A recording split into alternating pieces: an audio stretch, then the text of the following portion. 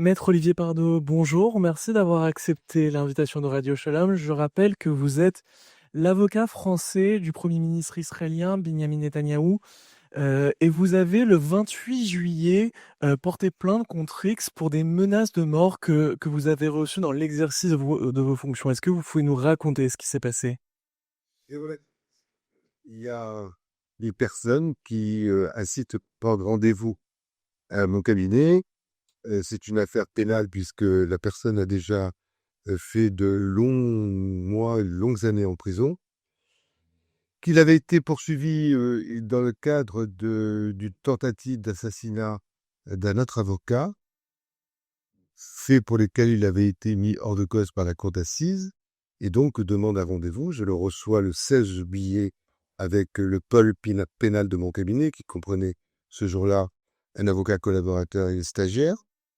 Et tout de suite, il me dit que en réalité, il ne venait pas pour lui, mais il venait pour moi, car il avait reçu un contrat du Hezbollah pour m'assassiner. Évidemment, on est dubitatif avec mon équipe, car des tombereaux d'injures, j'en reçois tous les jours, des menaces, j'en reçois tous les jours. Je suis à la même enseigne que les gens proches du Premier ministre, au premier chef duquel, évidemment, Meir Habib, qui est sans doute celui qui est le plus proche de Benjamin Netanyahou en Europe. Et nous analysons les choses, c'est-à-dire que tout est affaire de crédibilité. Et là, il y avait quand même quelques éléments de crédibilité. D'abord, il vient en personne. Ensuite, il est fiché au grand banditisme. Il est fiché S pour islamisme.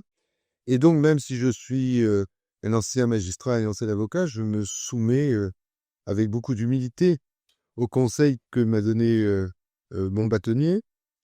Et celui-ci m'a dit de déposer une main courante. Donc, nous sommes allés avec mon avocat collaborateur ainsi que la stagiaire au commissariat pour déposer une main courante et raconter ce que je suis en train de vous dire.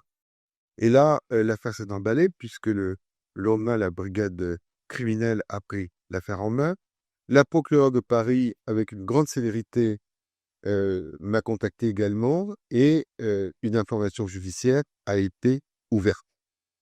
C'est-à-dire qu'un juge d'instruction a été saisi. Par ailleurs, le ministre de l'Intérieur a souhaité que je bénéficie d'un officier de sécurité qui désormais me suit. Quand on sait que l'Iran, qui est, on va dire, le parrain d'organisations terroristes telles que le Hezbollah, a déjà menacé la communauté juive française ou allemande, et quand on connaît vos liens avec le gouvernement israélien et son chef, Benjamin Netanyahou, est-ce que vous pensez que c'est des menaces qui sont réellement crédibles? Alors, vous avez parfaitement raison de vous rappeler l'affaire Marco Polo, c'est-à-dire où les services secrets iraniens sont allés stipendier des tueurs du narcotrafic pour assassiner des personnalités juives ou proches d'Israël en France et en Allemagne. Tout cela donne crédibilité. Maintenant, l'enquête va déterminer quels sont les commanditaires, parce que M. Terranova a été en contact des commanditaires libanais du Hezbollah. Il est évident que le Hezbollah, qui a connu une lourde défaite vis-à-vis d'Israël, peut chercher à se venger. C'est encore plus simple de venir assassiner des proches d'Israël ou des franco-israéliens en France que de s'en prendre évidemment à la puissance militaire d'Israël.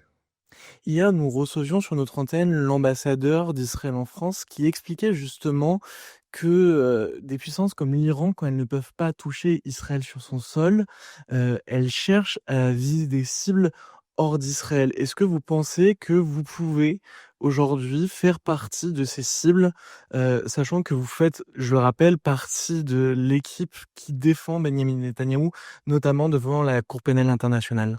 Oui, puis je viens d'un combat judiciaire, un combat médiatique. Nous sommes quelques-uns. J'ai cité Meir Habib, il y a aussi Jules William Goldanel. Et évidemment, nous appartenons à ces cibles potentielles. L'Iran est un État terroriste. Donc, ne nous étonnons pas qu'il utilise des méthodologies terroristes, et particulièrement en France, où il peut avoir des relais. Et ce qui est très frappant, c'est cette capillarité, cette proximité avec le grand banditisme. Parce qu'au fond, plutôt que d'aller chercher des militants, qui sont souvent fragiles, mieux vaut aller acheter des tueurs venus du grand banditisme. Celui qui est venu me voir, lui, a refusé le contrat. Et il est venu me dire que si lui l'avait refusé, je devais prendre mes gardes parce que d'autres pouvaient l'accepter. Vous savez, dans le narcotrafic, un contrat pour tuer quelqu'un, c'est entre 7 000 et 10 000 euros. Vous pensez bien que pour le Hezbollah ou pour l'Iran, ces sommes-là sont des sommes très faibles par rapport à une guerre contre Israël. Donc, nous sommes, considérons-le ainsi, nous aussi, des soldats d'Israël qui ne prenons pas les mêmes risques que les soldats. Et je suis bien placé pour savoir quels risques ils prennent. Mais nous avons notre part de risque. Vous avez évoqué le fait que vous êtes aujourd'hui sous protection policière, que vous avez un agent de sécurité. Est-ce que les autorités françaises sont véritablement inquiets de cette menace que vous avez reçue, de cet avertissement de cet homme? Vous savez comment ça se passe? C'est-à-dire que quand il y a une menace, le ministère de l'Intérieur fait un criblage. Criblage, ça veut dire si la menace est réelle, si la menace est forte, si elle est immédiate. Force est de constater qu'ils ont cru bon, et je leur remercie, même si c'est contraignant, de me mettre un officier de sécurité. Vous avez évoqué aujourd'hui la difficulté de soutenir Israël, d'être une figure médiatique qui soutient Israël.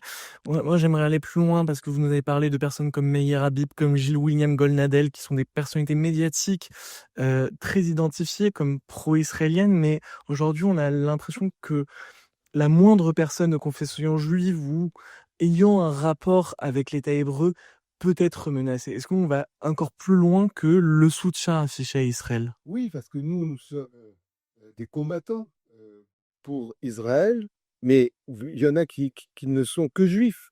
Pardonnez-moi de cette expression. Euh, je pense à cet humoriste qui a été chassé d'un café de Marseille, qui n'a commis comme crime que de s'appeler Benoliel, voyez-vous. Euh, Amir, qui est un chanteur, mais même en dehors de la communauté juive, prenez Hélène Ségara, qui a été exfiltrée d'un concert en Tunisie parce qu'elle avait des liens supposés de soutien à Israël. Pire encore, ceux qui ne condamnent pas Israël sont également visés. Et puis, allons-y, c'est pas que le soutien à Israël. Aujourd'hui, tous les juifs sont en danger. Tous les juifs de France sont en danger. Et il faut bien comprendre qu'il n'y a pas de différence pour les antisémites et les antisionistes entre juifs israéliens. Pour eux, l'équation est simple. Vous êtes juif, donc vous êtes sioniste, donc vous êtes génocidaire. Tout ceci est faux, mais c'est l'histoire éternelle du peuple juif. Jadis, on était condamné parce qu'on avait tué le Christ. Après, parce que on était marxiste, puis parce qu'on était capitaliste. Il y a toujours une bonne raison pour s'en prendre aux juifs. Maître Olivier Pardo, je rappelle que vous êtes l'avocat français de Benyamin Netanyahou, le premier ministre israélien. Merci d'avoir répondu aux questions de Radio Shalom.